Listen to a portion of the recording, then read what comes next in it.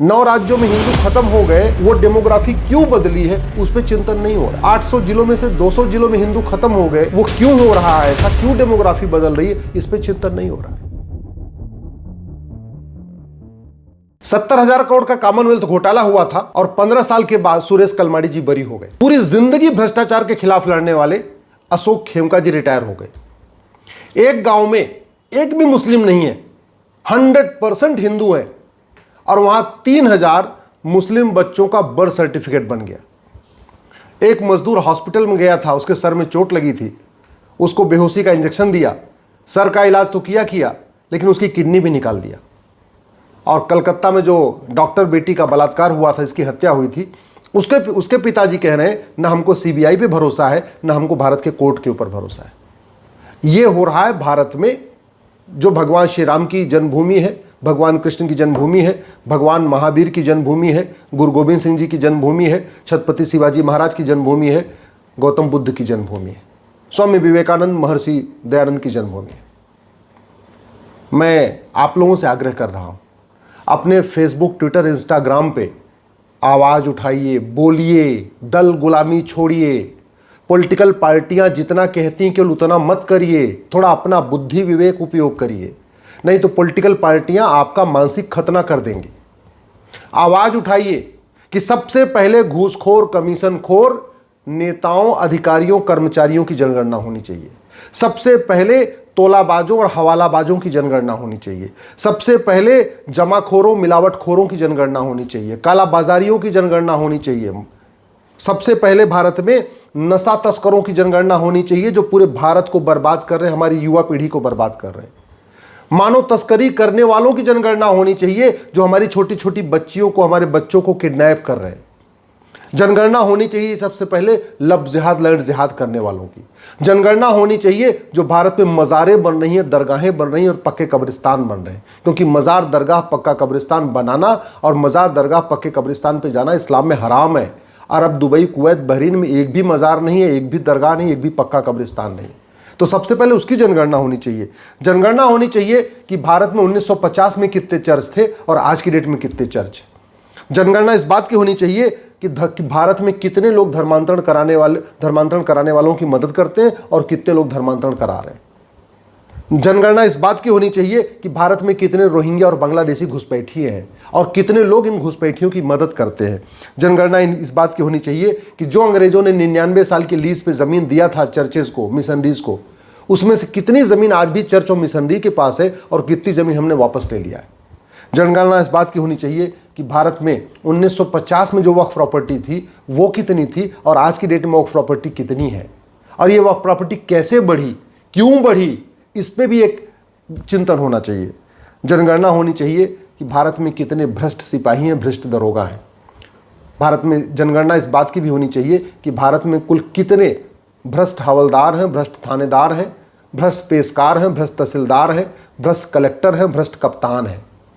जनगणना होनी चाहिए भ्रष्ट लेखपालों की, भ्रष्ट कानूनगो की, भ्रष्ट पेशकारों की। जनगणना होनी चाहिए जासूसों और गद्दारों की। जनगणना होनी चाहिए थाने के भ्रष्टाचार से मरने वालों की। जनगणना होनी चाहिए जो तहसीलदार के भ्रष्टाचार से परेशान होकर आत्महत्या कर ले रहे हैं, उनकी जनगणना होनी चाहिए। जनगणना होनी चाहिए भ्रष्ट जजों की, जो पैसा लेके सीधे सीधे न्याय बेच रहे हैं। जनगणना होनी चाहिए ऐसे लोगों की जो 10-10 हज़ार रुपये पे झूठी गवाही देते हैं।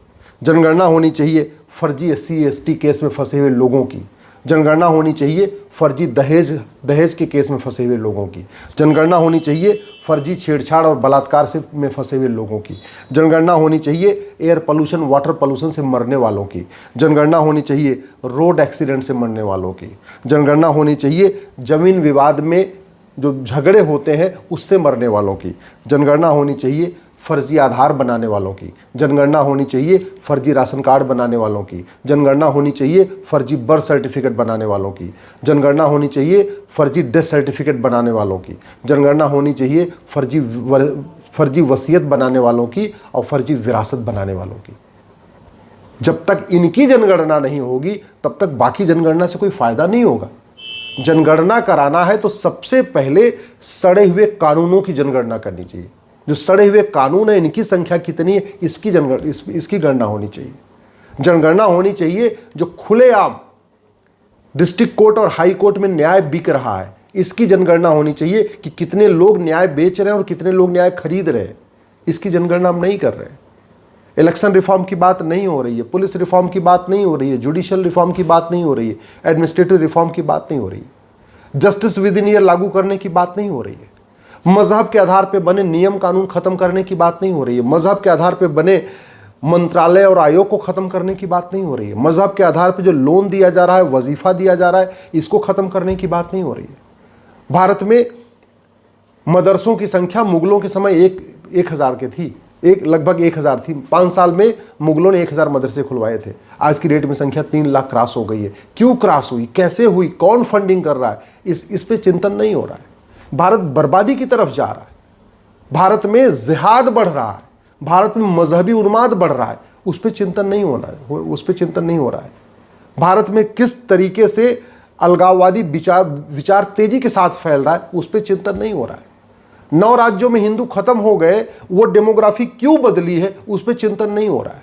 800 जिलों में से 200 जिलों में हिंदू खत्म हो गए, वो क्यों हो रहा है ऐसा, क्यों डेमोग्राफी बदल रही है, इस पर चिंतन नहीं हो रहा है।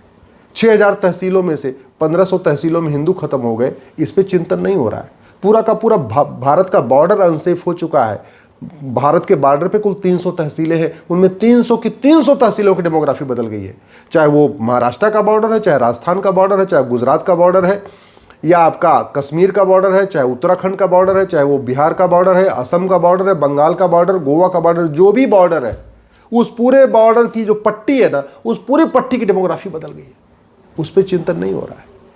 भारत की 50% समस्याओं का मूल कारण जनसंख्या विस्फोट है, उस पर चिंतन नहीं हो रहा है कि कैसे इसको रोका जाए। भारत की जासूसों की जनगणना नहीं हो रही है, गद्दारों की जनगणना नहीं हो रही है, पाखंडियों की जनगणना नहीं हो रही है, देश विरोधी नेताओं की जनगणना नहीं हो रही है, देश विरोधी अभिनेताओं की जनगणना नहीं हो रही है। मेरा मानना है कि भारत की कोई भी समस्या लाइलाज नहीं है, भारत की कोई भी समस्या विश्वव्यापी नहीं है। भारत में जो समस्याएं हैं ये अरब, दुबई, कुवैत में नहीं है। भारत में जो समस्याएं हैं ये चीन और जापान में नहीं है, सिंगापुर में नहीं है, अमेरिका में नहीं है, रूस में नहीं है, लेकिन ये समस्याएं भारत में हैं। ये तो महापुरुषों का देश है, ये तो ऋषियों महर्षियों का देश है, ये तो ज्ञानियों का देश है, ये तो भगवान ने खुद यहाँ अवतार लिया है। फिर इतनी समस्या भारत में क्यों है? चीन जापान में क्यों नहीं है? आपके सिंगापुर में क्यों नहीं है? आपके अरब, दुबई, कुवैत में क्यों नहीं है? काश हमारे सांसद विधायक ऐसी चीजों पे सवाल उठाते। दुर्भाग्य आप देखिए, गुंडे, बदमाश, मौवाली पार्षद प्रधान बन रहे हैं, सांसद विधायक बन रहे हैं, और इस घटिया कानून को बदलने पे कोई चर्चा ही नहीं हो रही है। 5 करोड़ मुकदमों के कारण 5 करोड़ परिवार टेंशन में है। 5 करोड़ परिवार का मतलब 30 करोड़ भारतीय टेंशन में है, लेकिन ये पुलिस व्यवस्था को बदलने, प्रशासनिक व्यवस्था को बदलने, न्यायिक व्यवस्था को बदलने पर कोई चर्चा ही नहीं हो रही है। भारत में सड़े हुए कानून चल रहे हैं, सड़े हुए कानूनों को बदलने पर कोई चर्चा ही नहीं हो रही है। आज भी नहीं चर्चा हो रही है। राष्ट्र की सुरक्षा के लिए खतरे बढ़ते चले जा रहे हैं, फिर भी जो राष्ट्र की नेशनल सिक्योरिटी एक्ट को अमेंड करके इसको बदलने पे कोई चर्चा ही नहीं हो रही है। देश की एकता अखंडता को खतरा हुआ है, फिर भी कोई चर्चा ही नहीं हो रही है।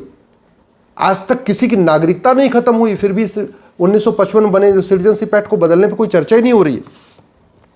देश की एकता अखंडता के लिए खतरे बढ़ते जा रहे हैं, फिर भी यूएपीए एक्ट को बदलने पे कोई चर्चा ही नहीं हो रही है।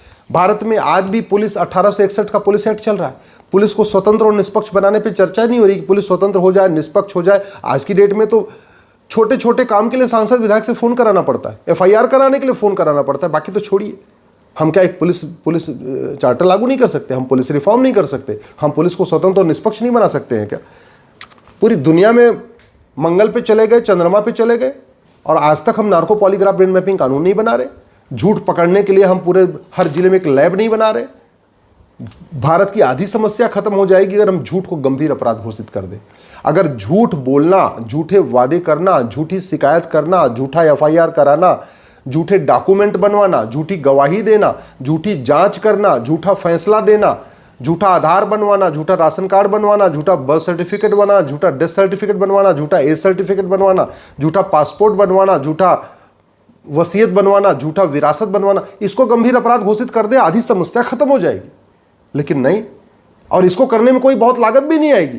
कोई एक पैसे का काम नहीं होना, 5 साल के अंदर ये सब काम हो सकते हैं। एनडीपीएस एक्ट सड़ा हुआ है, पूरे देश में नशा तस्कर अपना कोहराम मचा रहे हैं, स्कूल कॉलेज में सीधे सीधे नशा बेच रहे हैं, फिर भी इस कानून को बदलने पर चर्चा नहीं हो रही। ये पूरे देश में बेनामी लेन देन चल रहा है, कानून महज सड़ा हुआ है, इस कानून को बदलने पर कोई चर्चा नहीं हो रही है। नाम है इसका प्रिवेंशन ऑफ करप्शन एक्ट, कोई करप्शन नहीं बढ़ा रहा है। 70,000 करोड़ का कॉमनवेल्थ घोटाला करने वाले का अलमारी छूट गए सबूत के अभाव में। कुछ दिन के बाद 1,76,000 करोड़ का 2G घोटाला करने वाले भी छूट जाएंगे, 1,86,000 करोड़ का कोयला घोटाले करने वाले भी छूट जाएंगे। इस पर कोई चर्चा ही नहीं हो रही। मनी लॉन्ड्रिंग पूरे देश में हाहाकार मचा हुआ है, अलगाववादियों, कट्टरपंथियों, जिहादियों, सबकी फंडिंग मनी लॉन्ड्रिंग के जरिए हो रही है। इस कानून को बदलने में कोई चर्चा ही नहीं हो रही। राइट टू एजुकेशन एक्ट से मदरसों को बाहर निकाल दिया, 2012 में कांग्रेस ने निकाला, इसको बदलने में कोई चर्चा ही नहीं हो रही। आज भी देश का विभाजन माइनॉरिटी मजहब के आधार पर हुआ था, फिर भी माइनॉरिटी कमीशन चल रहा है, माइनॉरिटी अफेयर मिनिस्ट्री चल रही है। माइनॉरिटी कौन है किसी को नहीं पता। माइनॉरिटी को डिफाइन करने पे चर्चा नहीं हो रही है, हेट स्पीच को डिफाइन नहीं किया जा रहा, माइनॉरिटी को डिफाइन नहीं किया जा रहा है, धर्म क्या है, रिलीजन क्या है, इसको डिफाइन नहीं किया जा रहा है। भारत में जस्टिस विद इन ईयर के ऊपर चर्चा नहीं हो रही है, बस जिस पे नहीं होना चाहिए उस पे हो रही है, और जो काम करना चाहिए वो नहीं हो रहा है। क्यों? क्योंकि पॉलिटिकल पार्टियों ने आपका मानसिक खतना कर दिया है, आपको उन्होंने दल गुलाम बना दिया है, आपकी सोचने समझने की क्षमता खत्म कर दिया है। अगर आप वास्तव में देश का भला चाहते हैं तो 5,000 फेसबुक फ्रेंड बनाइए और जो सही बात हो उसको लिखना शुरू करिए, उससे देश में जागरूकता आएगी।